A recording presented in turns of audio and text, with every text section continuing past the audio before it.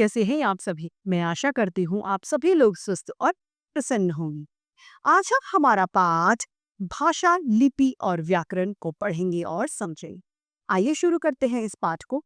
यह है पाठ 1, भाषा, लिपि और व्याकरण। सबसे पहला बिंदु है हमारा भाषा। भाषा किसे कहते हैं? तो यदि मैं आपको समझाने की दृष्टि से बताऊं तो हम अपने मन की बातों को जो करते हैं, किसी को बताते हैं या किसी से कुछ कहना सुनना भाषा का रूप है। यानी अपने मन के विचारों को प्रस्तुत करना ही भाषा है। अब वो चाहे बोलकर करे, लिख कर करे या इशारों से करे, ये इसके जो माध्यम है वो हमारे ऊपर डिपेंड करते हैं कि हम किस कौन सा माध्यम को चयनित करते हैं। आइए शुरू करते हैं। यहाँ पर जो चित्र दिया गया है उसमें बच्चों में आपस में बातचीत चल रही है। एक दूसरे तक अपने मन की बात को पहुंचाने के लिए भाषा का उपयोग ये लोग कर रहे हैं।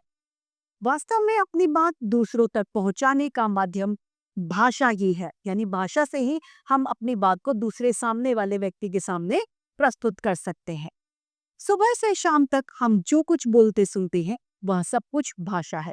यानी ये कहा जा सकता है कि जिस साधन से हम अपने मन के विचारों का आदान प्रदान करते हैं, अपने भावों का आदान प्रदान करते हैं, वह भाषा कहलाती है।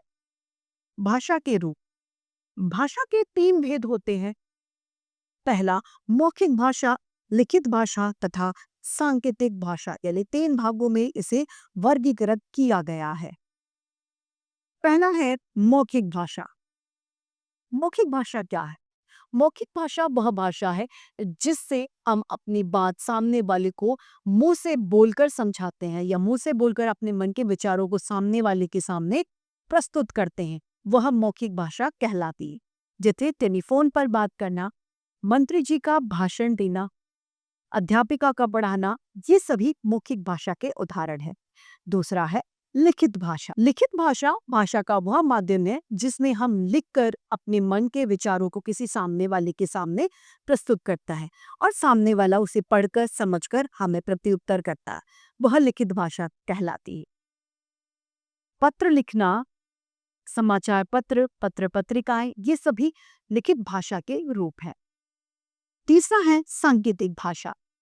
जब हम अपने मन के विचारों को न बोलकर और न लिखकर करते हैं तो कई बार इशारों से हम बात करते हैं। वह सांकेतिक भाषा कहलाती है। सांकेतिक भाषा का एक उदाहरण है यातायात के चौराहे पर खड़ा हुआ सिपाही, जो हमें उसका ज्ञान देता है कि अब ट्रैफिक रुका हुआ है, अब यातायात रुका है या अब चलना है या अब नहीं। हमारे देश में अनेक भाषाएं या बोली और लिखी जाती हैं, जैसे हिंदू, अंग्रेजी, उर्दू, पंजाबी, मलयालम, बांग्ला, कन्नड़, तमिल, डोगरी, मणिपुरी, संस्कृत आदि। ये सभी भाषाएं हमारे देश में बोली जाती हैं। विश्व में बहुत सारी भाषाएं बोली जाती हैं, जैसे कि अंग्रेजी, फ्रेंच, जापानीज, रूसी, अरबी, फारसी आदि। अंग्रेजी एक अंतर्राष्ट्रीय भाषा है जो कि संपूर्ण विश्व, पूरे दुनिया में अंग्रेजी भाषा बोली जाती है। अब आता है अगला बिंदु हमारा लिपि।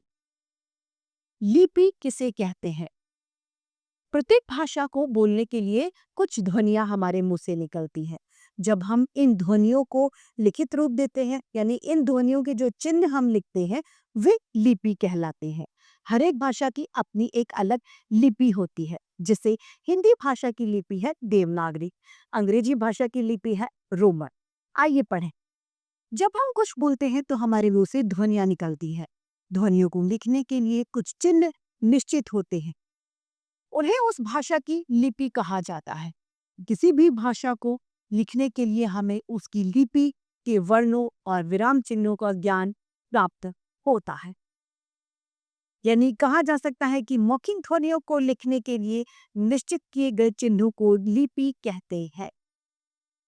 अधिकांश भाषाएं अलग अलग लिपियों में लिखी जाती हैं, लेकिन संस्कृत हिंदी की जननी है, इसीलिए संस्कृत, मराठी और हिंदी की लिपि एक ही है, देवनागरी।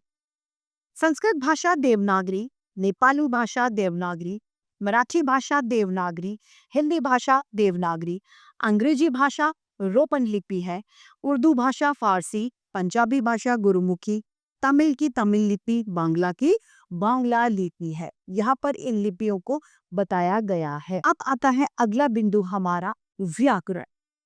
व्याकरण किसे कहते हैं? व्याकरण का मुख्य कार्य होता है शुद्धिकरण। किसी भी भाषा में व्याकरण का बहुत महत्वपूर्ण योगदान होता है। भाषा को शुद्ध करने का कार्य व्याकरण करता है।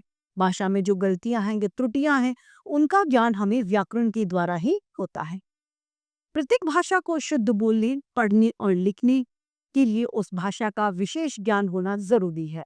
भाषा के इसी विशेष ज्ञान को व्याकरण कहा जाता है। किसी भाषा को ठीक ठाक लिखने, पढ़ने और बोलने के लिए एक विशिष्ट ज्ञान की जरूरत होती है, जिसे व्याकरण कहा जाता है। संसार में प्रत्येक भाषा की अपना ही एक अलग व्याकरण होता है। अब यहाँ पर आते हैं व्याकरण के अंग।